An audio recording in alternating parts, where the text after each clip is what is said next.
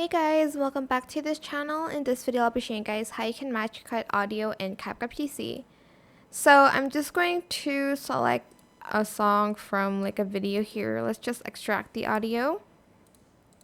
So to match cut beats to your videos, select the audio, select the mark beats, and either select beats 1 or beats 2. And for instance, you want to create a compilation or like mark it where the beat drops. Select your videos and you're just going to basically split it where the marker is. So like keep adding videos until the marker, until the video is done.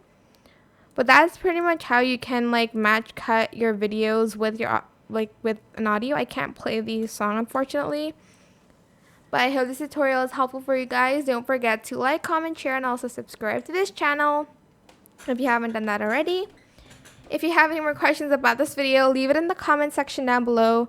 I will try my best to answer them all for you guys. If you found this video helpful, please click the thanks button as well. That is it. Thank you so much for watching. Bye.